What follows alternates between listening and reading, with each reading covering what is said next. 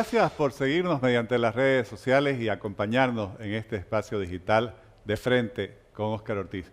Tres temas que serán muy interesantes. Hablaremos con Edwin Herrera, un periodista boliviano de una larga trayectoria, quien nos compartirá su análisis sobre lo que él considera son maniobras distraccionistas del oficialismo que, con hechos como la detención del ministro de Desarrollo Rural, busca ocultar su derrota electoral en las elecciones para alcaldes y gobernadores. También, en el siguiente segmento, tendremos una mirada internacional sobre un drama que los latinoamericanos lo sentimos en carne propia, y es el tener más de 5 millones de venezolanos que han abandonado su país y están viviendo en otras naciones en condición de refugiados. Vamos a hablar con Dani Bahar, quien es un experto de un conocido centro de estudio de Washington, el The Brookings Institution. Y finalmente hablaremos sobre el Centro Cultural San Isidro, un espacio desde el cual se promueve en la ciudadela Andrés Ibáñez la responsabilidad social ciudadana, que es un concepto que me pareció muy interesante. Muchas gracias por acompañarnos mediante sus redes sociales.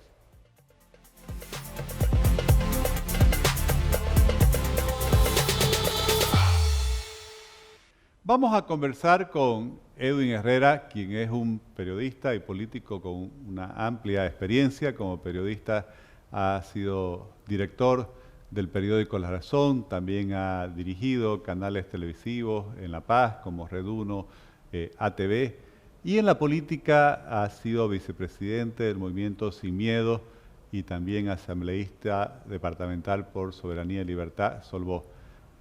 Querido Edwin, Cachito, como te decimos los amigos, muchas gracias por estar en este espacio digital de frente con Óscar Ortiz.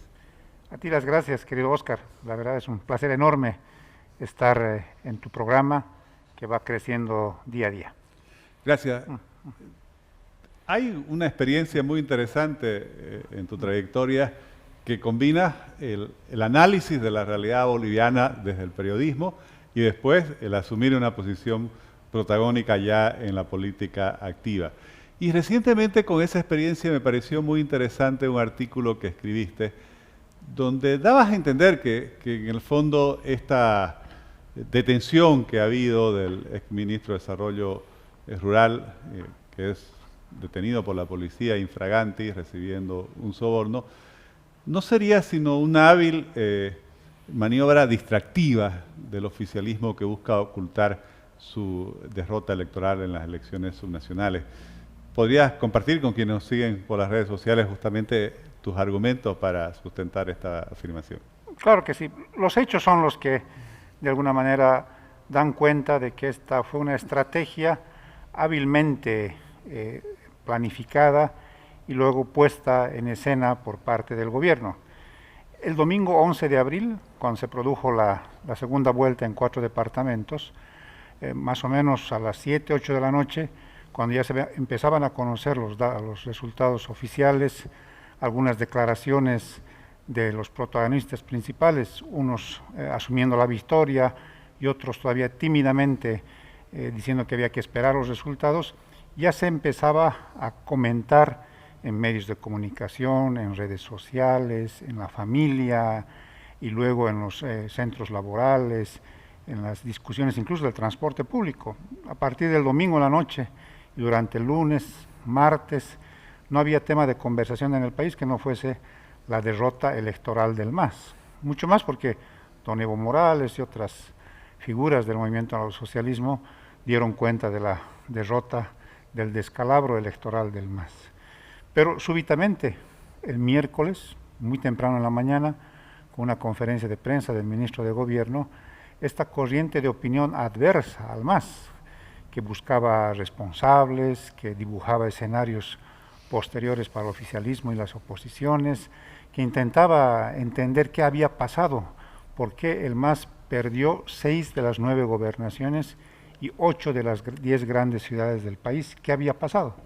Pero toda esta corriente de opinión adversa se frenó y súbitamente cambió el foco de atención de la ciudadanía hacia un hecho inesperado, que fue la detención del entonces ministro de Desarrollo Rural y Tierras.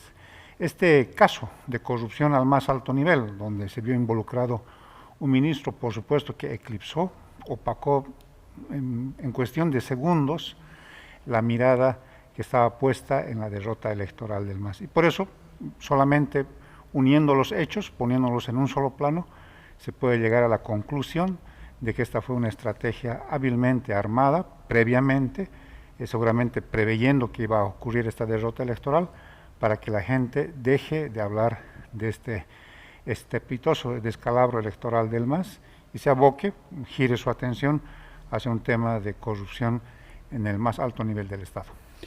Y obviamente me parece realmente muy válido tu análisis y ahí te haría dos preguntas. ¿Cómo es que, por así decir, todos caemos en la trampa, por así decir, y nos dejamos llevar por esta maniobra distractiva que en tu mismo artículo comentas que no es algo nuevo, es algo que este gobierno y otros gobiernos también lo vienen haciendo reiteradamente? Pero al mismo tiempo me gustaría si pudieras también compartirnos tu análisis sobre esa derrota del oficialismo, que fue justamente el análisis que ellos tratan de evitar y de cortar en los medios de comunicación y que durante los primeros 2 días después de la segunda vuelta se venía dando. Todos caímos en realidad en la trampa que establece el gobierno, porque es un hecho muy repudiado por la gente. Si algo que la gente odia en el país en el último tiempo es la corrupción de la manera más descarada como la que realizó el exministro ahora, con videos, fotografías de cuando está recibiendo el dinero y metiéndolo en una mochila, después declarando, después siendo exhibido enmanillado en las oficinas de la FELC-CC allá en La Paz. Entonces, todo esto generó morbo en la gente. La gente, si bien critica esto, quiere saber más de este caso, del caso Characayo. Entonces, yo creo que esos detalles, esos ingredientes, los supo utilizar muy bien el gobierno, el movimiento al socialismo. Y si algo faltaba, era la polémica. Y la polémica la dio don Juan Ramón Quintana, que dijo, pero si son $20,000, ¿para qué se hacen tanto show por una migaja? Eso entonces, es una forma de reafirmar el retraccionismo. Sí. En términos de discurso político, de relato, de narrativa, ese es el ingrediente que sigue dándole larga vida a la polémica, al caso mismo, ¿no? Entonces, ahí es donde se juegan hábilmente este tipo de operaciones comunicacionales. Pero en el fondo, y es muy importante tu pregunta, en el fondo la gente se sigue preguntando qué pasó con el MAS. Y la explicación, la primera explicación es que el MAS ha dejado de ser el partido hegemónico que conocíamos por casi una década y media. Si algo ha perdido el MAS en este último tiempo es su hegemonía. Esa hegemonía dura, casi monolítica, autoritaria, tiránica, ha comenzado a resquebrajarse por errores del propio MAS, pero sobre todo por decisiones inentendibles en el último tiempo. Separar a la señora Eva Copa, enfrentar a otros dirigentes que vienen del MAS, como el actual gobernador de Chuquisaca. Entonces dan cuenta de que son errores que han hecho que la conclusión sea simple. El MAS dejó de ser ese partido hegemónico y quizás ahora la mirada tiene que estar puesta en la renovación desde dentro del MAS y también de las organizaciones políticas de la oposición. En otro análisis que publicaste hace poco, también mencionabas que concluido este largo periodo electoral que básicamente nos ha llevado casi 2 años prácticamente, todo el país girando alrededor de las elecciones, se acaba como que el periodo de prueba, decías en un artículo, para el presidente Arce y su equipo más cercano. Bueno, ¿qué es lo que viene según tu análisis acabado el periodo de prueba? Viene una recomposición de la cúpula que conduce el país. Hablo de ministros de Estado, de viceministros, de gente clave que está a cargo de la conducción del Estado. Y viene un mayor peso político en estas decisiones gubernamentales de parte de Evo Morales y su entorno. Esto también se está verificando en los hechos en estas últimas horas. El presidente, como si fuese un jefe de Estado, ha anunciado la purga de viceministros y otras autoridades que han osado en criticarlo, en hablar mal de él y de su entorno. Entonces está pesando cada vez con más influencia la personalidad, el perfil de Evo Morales. Y esto tiene una consecuencia bastante lógica, que es que la figura, el perfil del presidente del Estado, por quien ha votado la mayoría de la gente, comienza a disminuir. Entonces, Evo Morales va a mandar más en este último tiempo y Luis Arce va a administrar menos. Van a llegar un momento seguramente de que tienen que hacer una especie de pacto interno para que esto no sea tan negativo para el perfil del presidente. Y no es una contradicción, tu frase es muy clara e impactante. Evo Morales va a mandar más y Luis Arce va a gobernar menos. Y no es una contradicción cuando todos le están echando la culpa justamente a Evo Morales, que tomó malas decisiones y lo llevó al MAS en la derrota en ciudades muy importantes y en la mayoría, en 2/3 de los departamentos. ¿Cómo es que siendo responsable de la derrota, ahora, por así decir, reclama y prácticamente cobra más poder? Es muy inteligente este razonamiento que planteas, Óscar. Y el criterio del MAS es bastante simple y bastante pragmático. El MAS tiene el convencimiento de que este es su gobierno. O sea, el gobierno de Luis Arce le pertenece al MAS.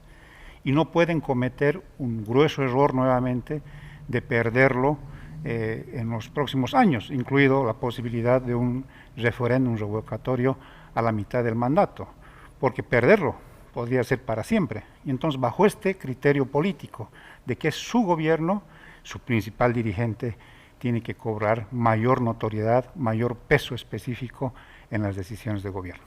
Gracias.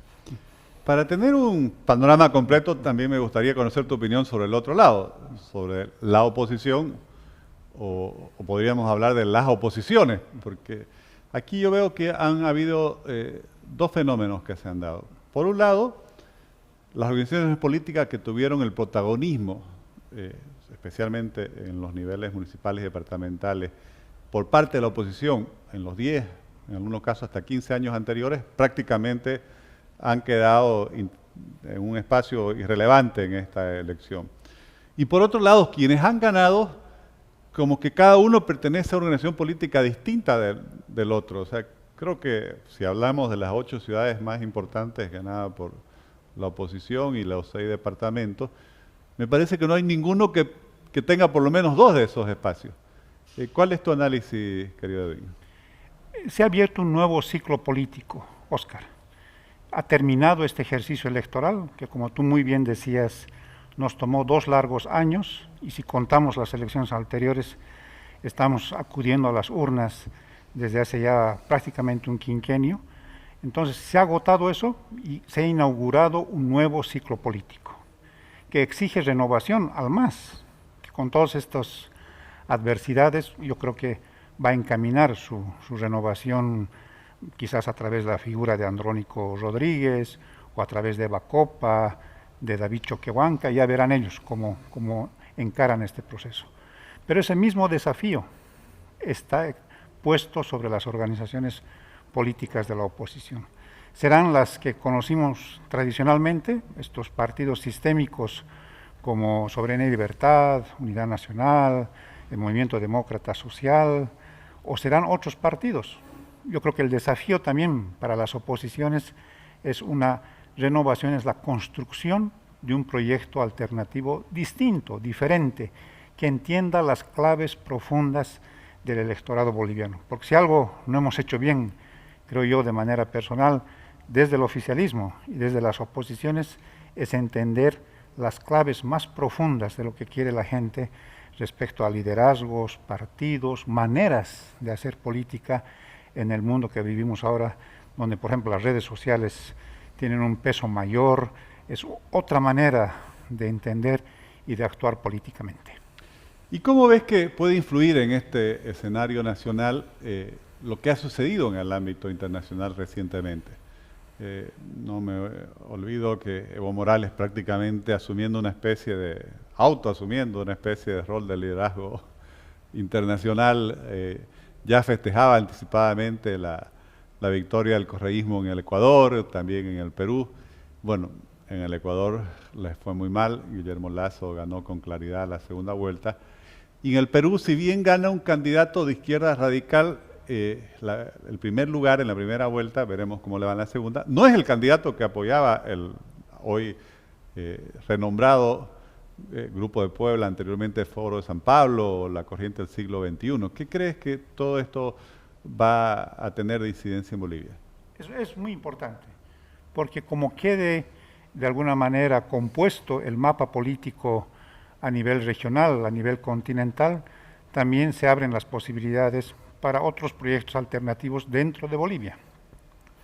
En el sector más conservador, por ejemplo, tenemos a Chile, a Colombia, ahora a Ecuador, y en el lado de la izquierda del socialismo del siglo XXI, como ellos la denominan, está Argentina, está Venezuela. Quizás Nicaragua también había que contarlo entre estos países.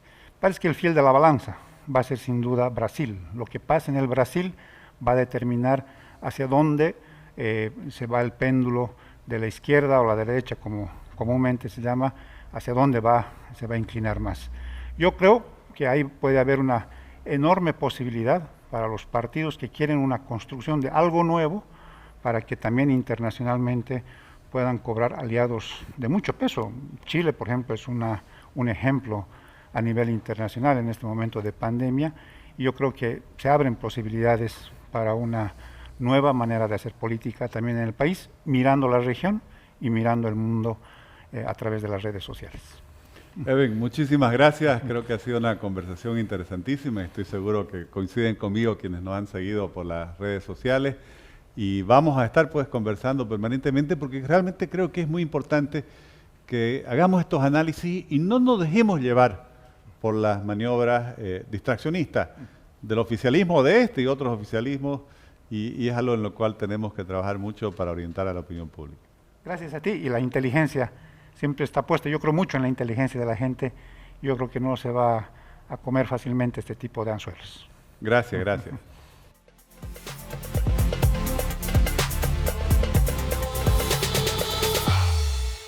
La maniobra distraccionista, más allá de que hay que combatir la corrupción, y obviamente fue escandaloso cómo se descubrió al ex ministro de Desarrollo Rural recibiendo un soborno, yo creo que es fundamental que mediante este tipo de espacios, mediante la discusión pública, no nos dejemos llevar, y por eso nosotros desde Frente con Óscar Ortiz buscamos enriquecer el debate público, escuchando a distintas personas que con su conocimiento, su experiencia, puedan también orientarnos, puedan, por así decir, romper la verdad o el pensamiento único que se busca imponer desde la hegemonía cultural que trata de conquistar o de labrar movimientos políticos como el MAS y sus gestiones de gobierno. Nosotros coincidimos plenamente con las afirmaciones de Edwin Herrera. Aquí lo que tenemos y necesitamos es que esa inteligencia, esa sabiduría popular, siempre sea la que domine el debate público.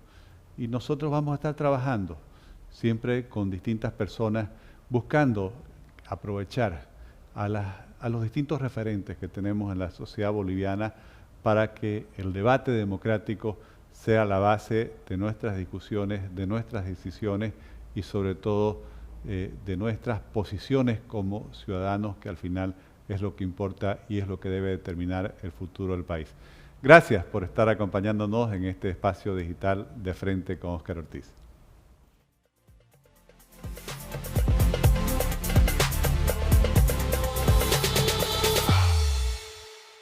En este espacio digital siempre tratamos de tener una perspectiva internacional sobre los principales problemas que tienen relación con la región latinoamericana y que también tienen vínculos con nuestro país.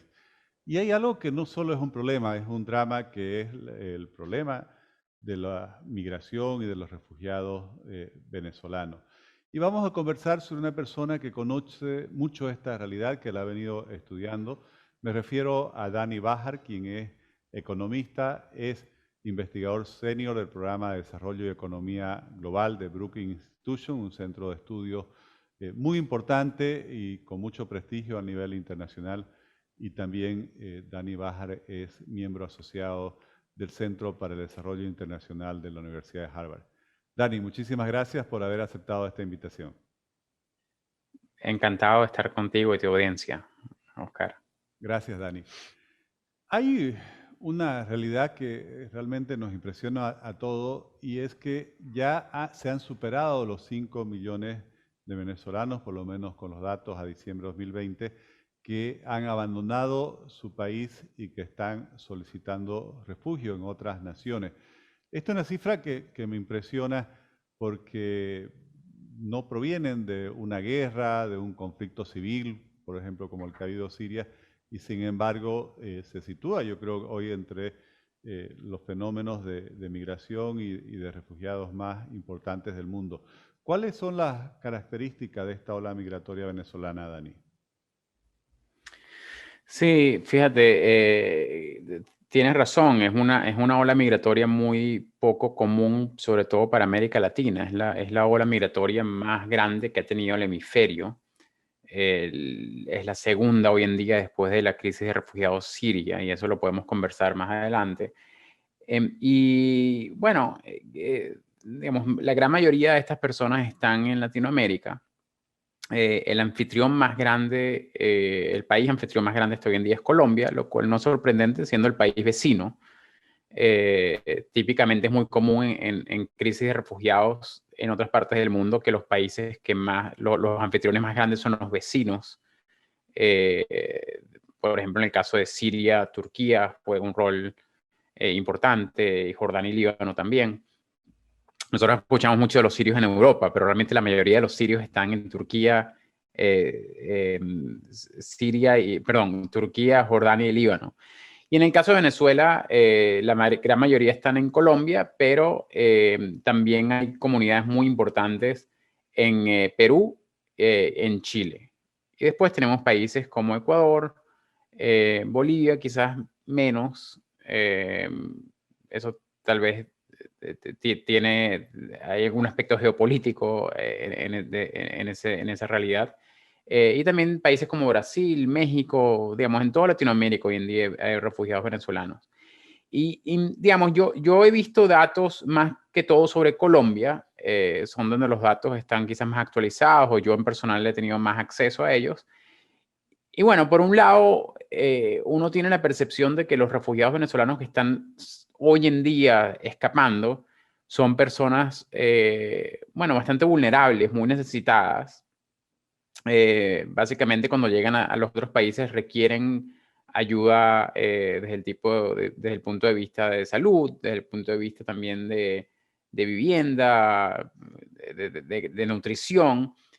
Pero es importante recalcar, y tal vez este es el mensaje que yo trato de repetir la mayor cantidad de veces que puedo, que inclusive con todos estos retos, la migración venezolana, por ejemplo, en Colombia, en promedio, son más jóvenes que la población laboral colombiana y con un nivel de educación un poco mayor. De manera tal que, y si esto es en Colombia, el patrón, sin haber visto muchos los datos, el patrón es casi obvio que se repita en países que están inclusive más distantes. Entonces, lo que quiero decir con esto es que los venezolanos, a pesar de venir hoy en día con necesidades importantes, representan una oportunidad de crecimiento económico importante para los países que los reciben, porque tienen las capacidades, porque son jóvenes, porque quieren trabajar, y por eso es tan importante la integración de estos venezolanos en los países de la región. Dani, y algo que mencionabas y que obviamente es la realidad es que la inmensa mayoría de esta migración, por lo que leí, más de 4 millones de los 5 millones que han salido, están residiendo en países latinoamericanos. Nuestra región no está acostumbrada ni preparada, entiendo, para este tipo de olas migratorias porque afortunadamente, bueno, no tenemos guerras como ha habido en el Medio Oriente o en el África. ¿Cuál ha sido el impacto de la migración en Latinoamérica y cómo Latinoamérica ha recibido esta migración? Es una pregunta muy, muy buena, Oscar, porque cuando uno ve la historia, el país de la región que por excelencia recibía inmigrantes era Venezuela. Todos los demás países de la región eran básicamente de emigración neta. Y el país que históricamente recibía y tenía una inmigración constante positiva era Venezuela.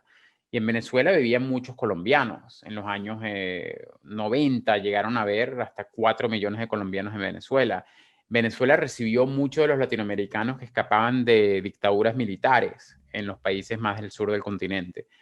Y por eso quizás eso lo estamos viendo hoy en día en la crisis, porque muchos países de la región no tienen, o al menos hasta hace pocos años, no tenían una estructura legislativa para lidiar con este flujo tan grande de inmigrantes. Entonces, eso es algo nuevo que vemos en la región y es un gran reto. Países como Colombia no tenía una legislación que era efectiva para un número tan grande. Igual países como Chile, países como Perú tuvieron que inventarse visas para poder recibir a los venezolanos.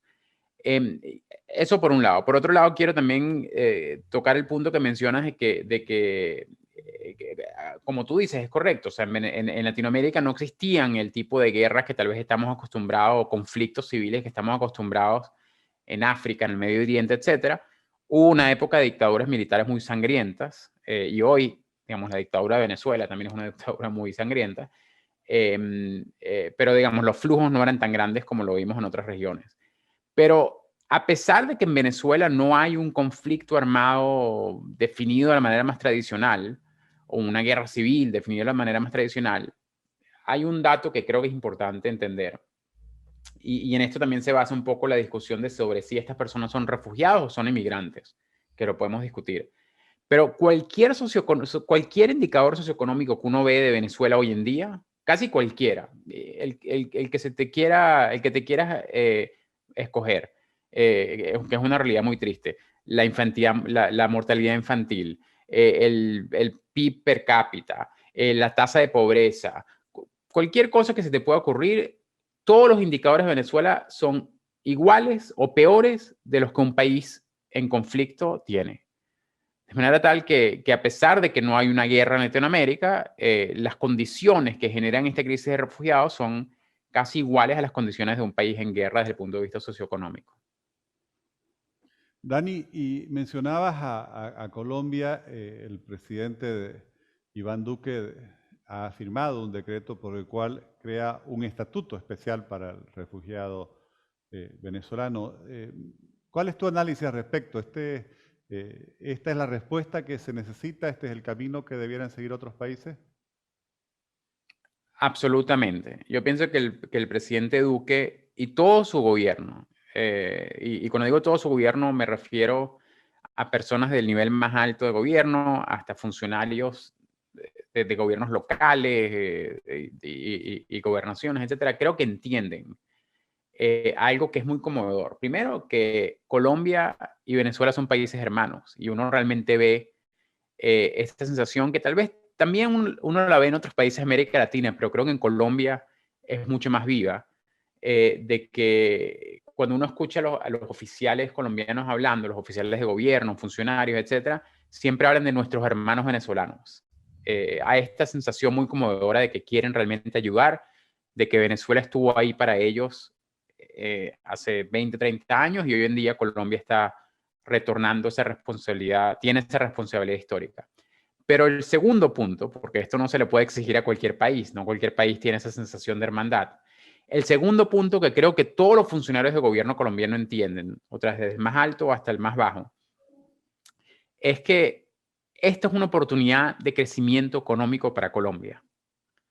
Estos venezolanos vienen con energías, con ganas de trabajar, como dijimos antes, son en promedio más jóvenes que la fuerza laboral local, son en promedio con un nivel de educación un poco mayor. hay muchos estudios también que muestran cosas que uno ve en la calle anecdóticamente, que los inmigrantes son más emprendedores en promedio que los locales. O sea, hay una oportunidad importante de crecimiento, de creación de empleos, que para lograrla hace falta poner las condiciones de políticas públicas correctas. Y con este paso que dio el presidente Duque, es un paso muy importante hacia estas políticas públicas correctas porque está permitiendo un horizonte de certidumbre para los venezolanos que están ahí. Les permite quedarse en el país por al menos 10 años, que es un horizonte bastante completo, y el venezolano que está con esta oportunidad de poder establecerse por 10 años en Colombia tiene más incentivos para invertir en sí mismo, para invertir en sus hijos, para invertir en sus comunidades locales.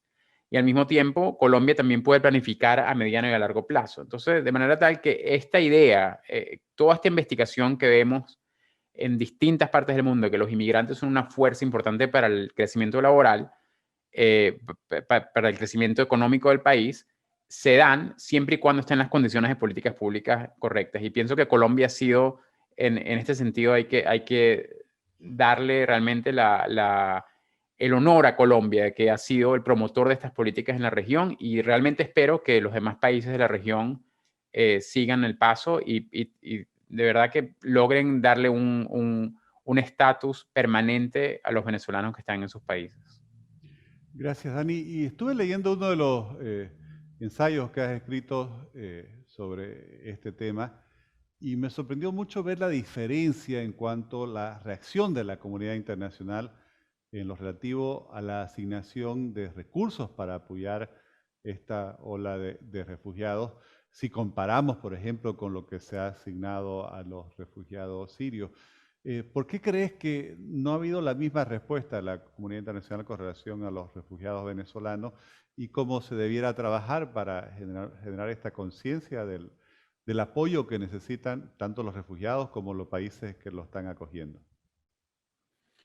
Sí, Oscar, efectivamente, nosotros hicimos un estudio que lo sacamos en nuestra página web, donde mostramos que a pesar de que la magnitud y el dinamismo, de hecho, de la crisis de refugiados venezolana y siria son bastante parecidas, o sea, recordemos que la crisis venezolana tiene quizás 6, 7 años desde que empezó, un poco menos, y la crisis siria tiene 10, 11. Los números son bastante parecidos. Digamos, para el momento que la crisis de refugiados siria tenía 5 o 6 años, era más o menos la misma magnitud que la crisis de venezolanos hoy en día. Estamos hablando alrededor de 5.5 millones de personas.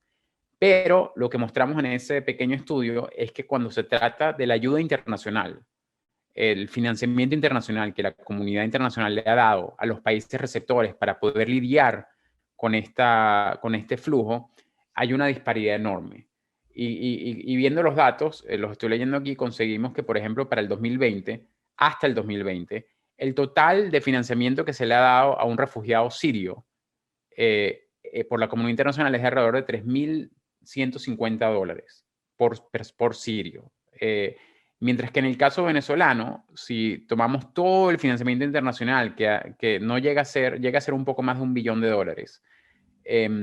y lo dividimos en la cantidad de venezolanos que son refugiados, ese número es $265. O sea, es una diferencia de más de 10 veces. Y es una diferencia que se nota en la región, porque hasta ahorita todo lo que hemos venido hablando en los últimos minutos sobre lo importante que es establecer políticas públicas para la integración de los venezolanos, incluye también la necesidad de financiar no solamente en términos de ayuda humanitaria, de dar protección social, de educación, salud, alimentos a las personas que están llegando, sino también inversión en las comunidades receptoras. Hay que hacer más caminos, hay que hacer más escuelas, hay que hacer más cableado de electricidad, hay que darle créditos a las firmas, a las compañías que están creciendo por este flujo. Y hasta el momento, casi exclusivamente, ese costo lo ha costeado los países mismos, Colombia, Ecuador, Chile, Perú, Bolivia, etc. Y esto no es lo más justo que hay, porque hay un compromiso, un entendimiento global, dado los acuerdos en las Naciones Unidas, que todos los países tienen que ayudar en el financiamiento de este tipo de crisis de refugiados. ¿Por qué la disparidad? Es una buena pregunta. Creo que hay un elemento geopolítico. En el caso de los venezolanos, no hay ningún país o ningún grupo de países de nivel de ingresos altos que se ven directamente amenazados, entre comillas, por este flujo. En el caso de los sirios era muy diferente. En el caso de los sirios creo que había un incentivo de Europa, por razones políticas, de proveer a países como Siria y Jordania y Líbano, que los mencionamos antes, de suficientes fondos para mantener la crisis en esas fronteras y que no haya un deslave humano, por falta de un mejor término, hacia Europa. En el caso de América Latina, no existe ese país con recursos que pueda, que quiera, digamos, tratar de contener la crisis en la región. Entonces creo que eso puede ser un factor. Y el último factor, y con esto termino, es que quizás no ha habido un acuerdo regional entre los países de cómo vamos a lidiar con esta migración. Colombia lo ha hecho a su manera, Perú lo ha hecho a su manera, Chile lo ha hecho a su manera, algunos países con más aciertos que otros, pero no ha habido un acuerdo regional, una base regional de cómo vamos a lidiar con esta crisis como un tema regional para poder ir juntos como región al mundo a decirles necesitamos el financiamiento, necesitamos la ayuda. Eso hasta ahora no ha ocurrido y yo quizás sea genuino, pero creo que si eso ocurriese, los países tuviesen una mejor, más éxito en poder recibir estos fondos que son tan necesarios. Dani, realmente muchísimas gracias por toda tu explicación. Creo que todos en Latinoamérica estamos viendo el sufrimiento de tantas familias que han tenido que abandonar su propio país por las circunstancias que viven. Y de todo corazón, realmente espero que se pueda concertar esa respuesta internacional adecuada que se necesita para brindarles el apoyo correspondiente. Gracias nuevamente por haber participado en nuestro espacio digital. Encantado, gracias por tenerme. Gracias.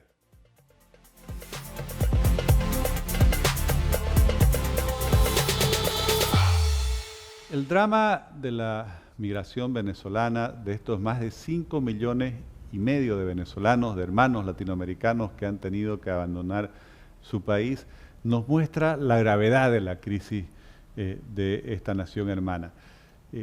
Si comparamos con el número de refugiados sirios, que son alrededor de 6 millones, la distancia no es tan grande, pero obviamente las circunstancias son muy distintas.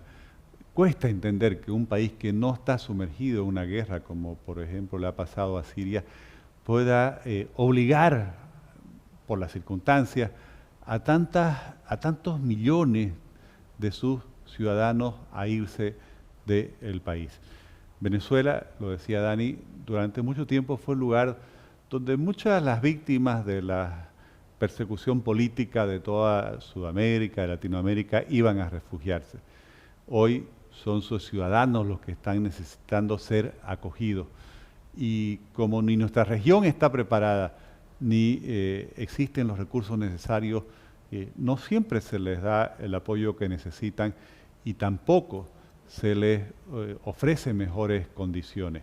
Aquí todos tenemos que, desde lo personal hasta lo estatal, buscar cómo acoger e integrar a estos refugiados de un país hermano que han sido obligados por las tristes circunstancias que vive su país a buscar mejores condiciones de vida, tanto en materia de libertad, pero también en materia de sobrevivencia, en lo más elemental, en otros países, principalmente de Sudamérica. Realmente espero que se trabaje para darles esta cobertura, este apoyo, esta solidaridad que realmente necesitan y merecen y que todos tenemos la obligación y la responsabilidad moral de brindarles. Muchas gracias por estar acompañándonos en este espacio digital de Frente con Óscar Ortiz.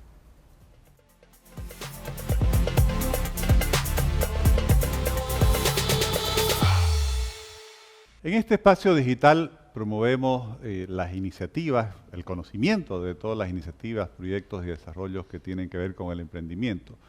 Hoy hablaremos sobre una institución muy interesante que ha surgido en Santa Cruz, más concretamente en la ciudadela Andrés Ibáñez, conocida como el Plan 3000, el Centro San Isidro.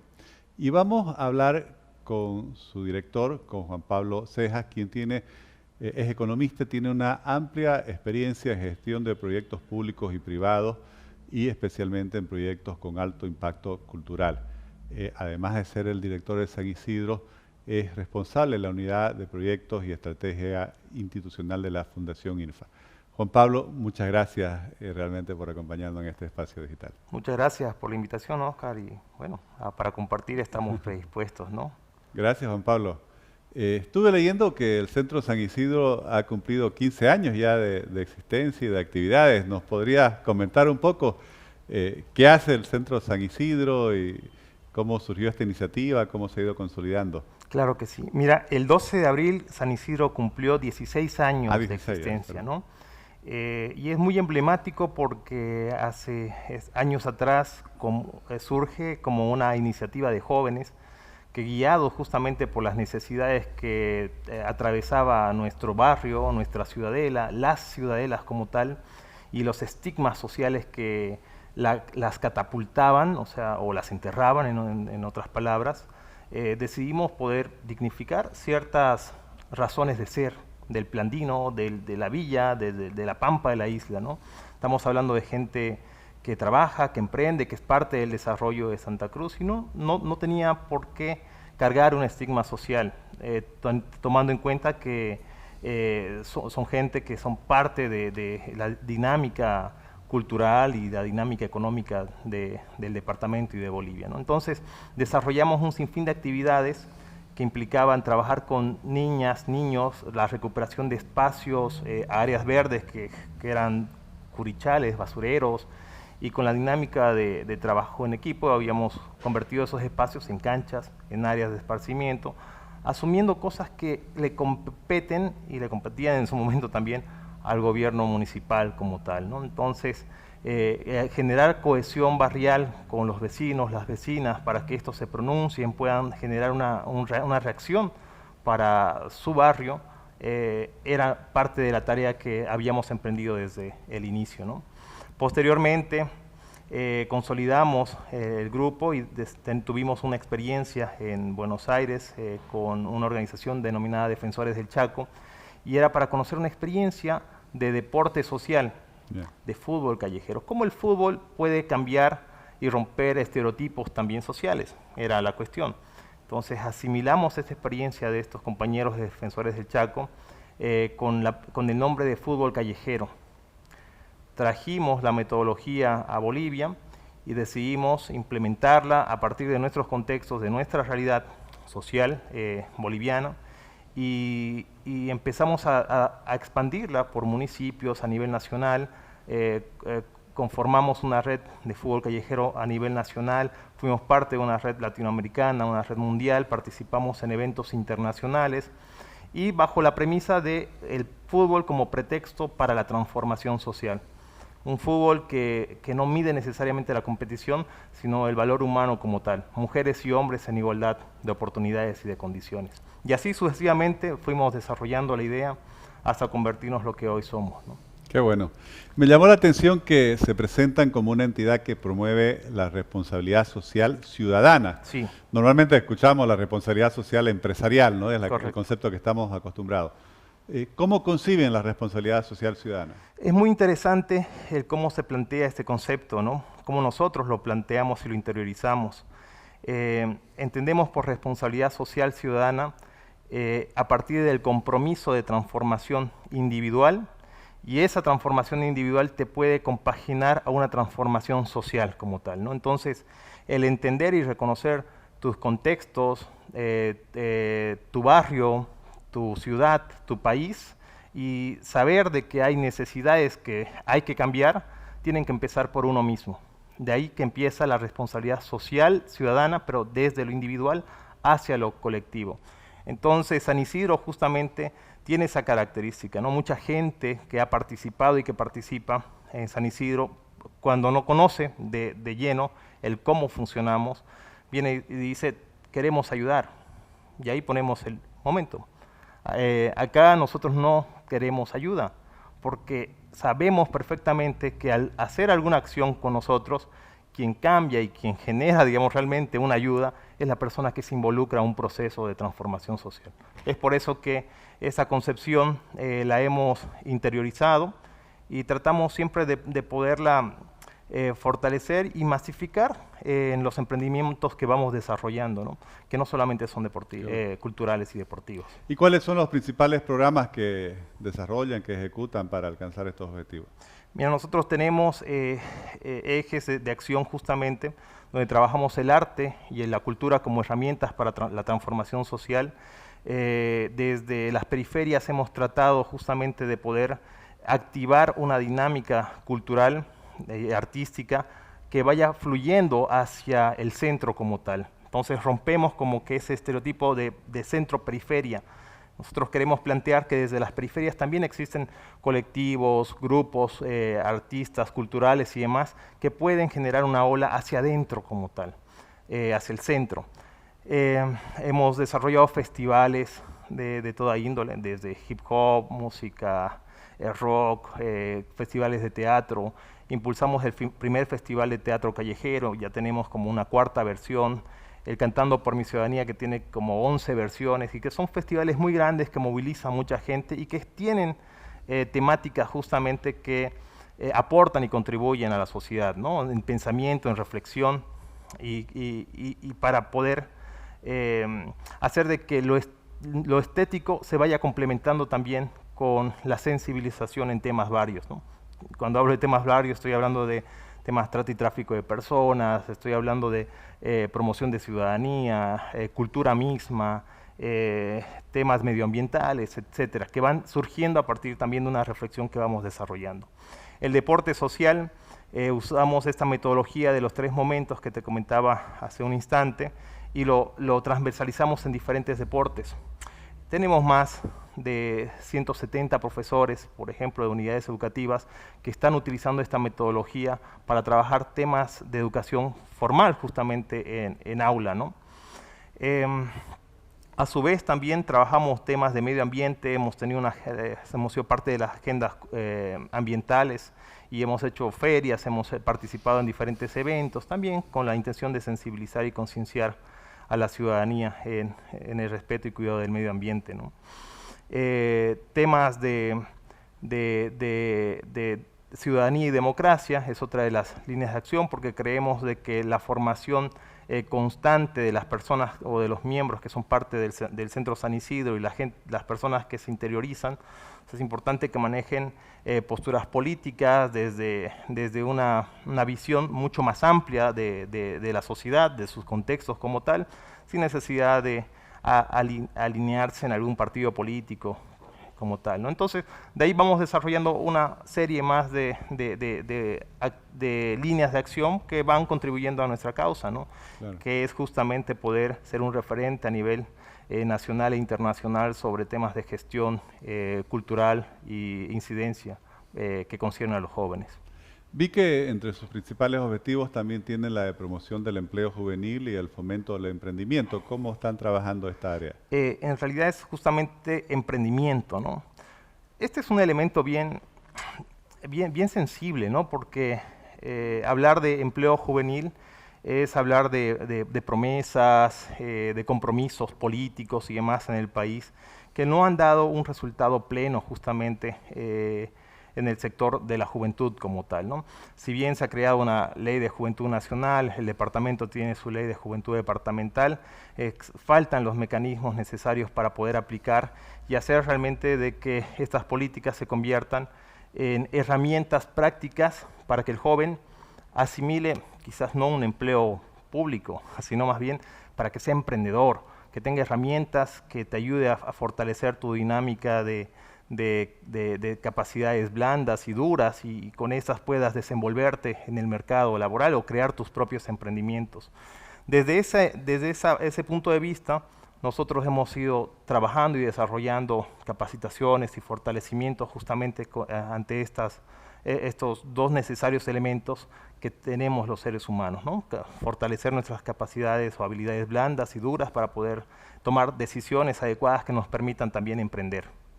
¿Y cómo están aprovechando las redes sociales, las plataformas digitales que para la gente, especialmente joven, hoy representan una oportunidad tan grande de desarrollar actividades, ejecutar proyectos y fomentar iniciativas como el emprendimiento. Así es. Dentro de las líneas de acción que hablábamos hace instantes también, una de las líneas de acción es justamente el área de periodismo y comunicación. Nosotros tenemos un área que es periodista virtual y también tuvimos la radio bocina como tal, ¿no? Entonces fueron áreas donde fortalecimos capacidades periodísticas a más de 100 jóvenes a nivel nacional, desde Pando hasta Tarija, desde los 9 departamentos, y creamos una red muy linda e interesante en su momento, ¿no?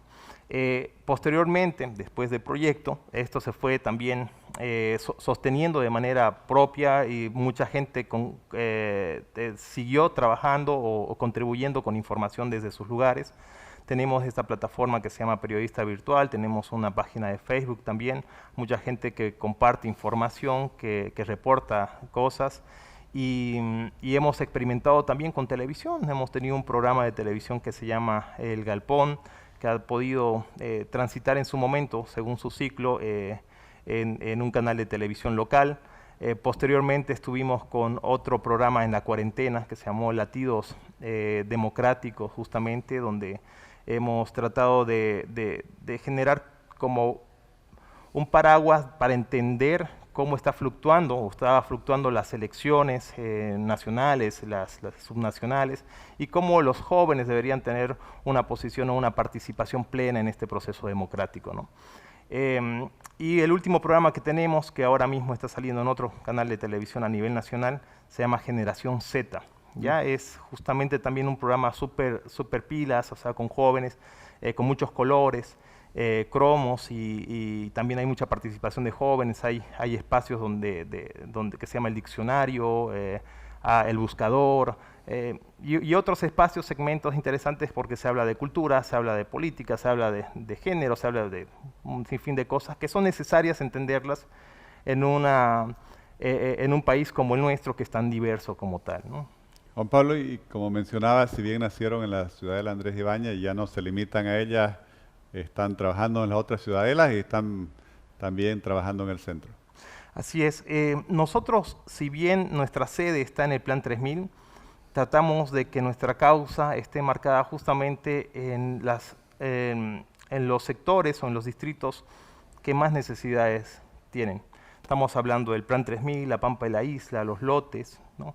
La Villa 1 de Mayo, porque lastimosamente estas ciudadelas que se convierten pues en referentes del voto para los políticos son las que menos oportunidades tienen de desarrollo como tal, o al menos en estos más de 30 años así lo he visto, ¿no? que es el tiempo que vivo en Santa Cruz de la Sierra, ¿no?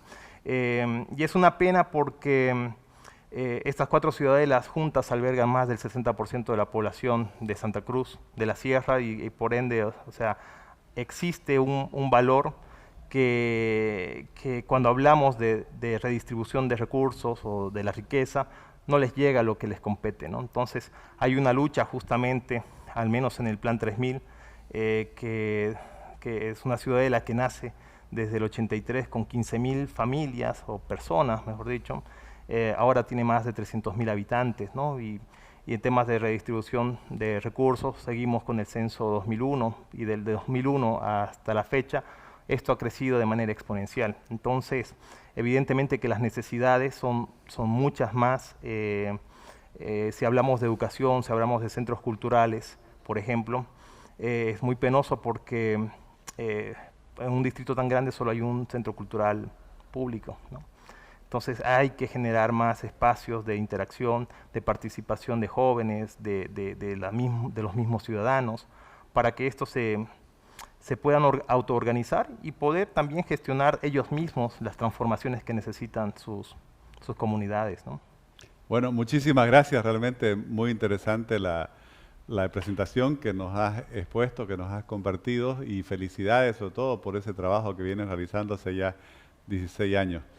Vienen pronto nuevas autoridades y espero que puedan ver este programa y realmente tomar como ejemplo toda la labor que vienen realizando ustedes para dar respuestas a los problemas de nuestra sociedad. Muchas gracias por la invitación, Oscar, y creo que un programa como estos para hablar y reflexionar sobre lo que acontece en nuestro país, en nuestro entorno, es muy necesario. Muchas gracias nuevamente. Gracias, gracias.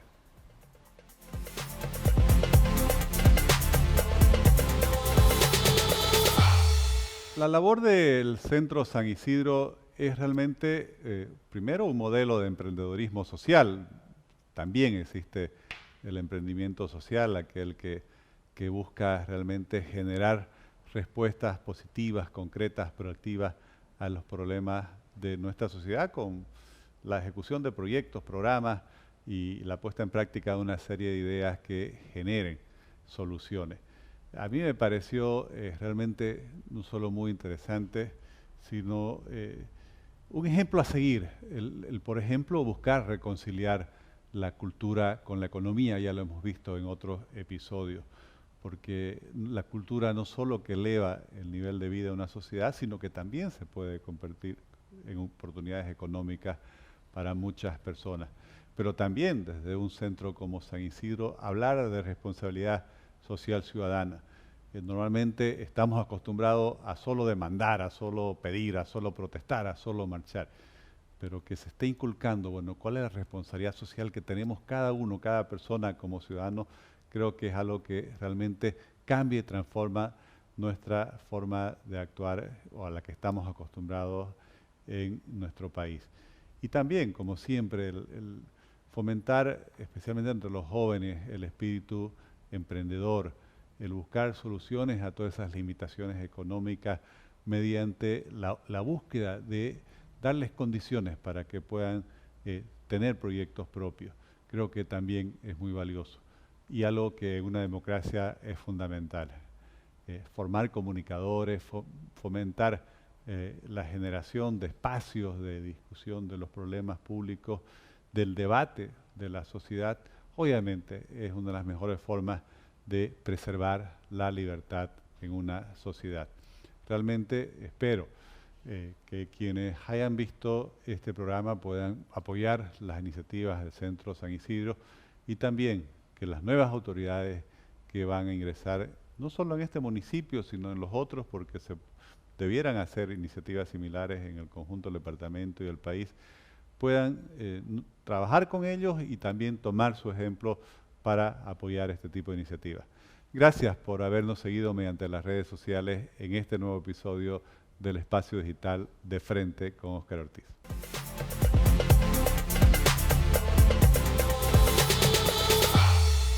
Gracias por habernos acompañado en este nuevo episodio del Espacio Digital de Frente con Óscar Ortiz. Conversamos con Edwin Herrera, un periodista y político con mucha experiencia en el análisis de la realidad nacional, quien nos describió lo que él considera ha sido una maniobra distraccionista de la opinión pública muy efectiva por parte del oficialismo, al aprovechar la detención de un ministro descubierto infraganti en un acto de corrupción para ocultar las consecuencias de la derrota electoral del MAS en las elecciones municipales y departamentales. En el ámbito internacional conversamos con Dani Bahar, un académico de un centro de estudio muy prestigioso, el Brookings Institution, quien nos describió y analizó el drama de la ola migratoria venezolana y la necesidad que se tiene de una respuesta articulada de la comunidad internacional para apoyar no solo a estos refugiados, sino a los países que se acogen. Y en el tercer segmento tuvimos la conversación con Juan Pablo Ceja, quien nos ha expuesto algo que realmente es admirable, toda la labor que realiza el Centro San Isidro, una institución que nace en la ciudadela Andrés Ibáñez, más conocida como el Plan 3000, con el objeto de promover la responsabilidad social ciudadana, impulsar el emprendimiento, dándonos realmente un modelo de cómo generar respuestas positivas, proactivas y soluciones a los problemas de nuestra sociedad. Gracias, como siempre, por habernos acompañado mediante sus redes sociales.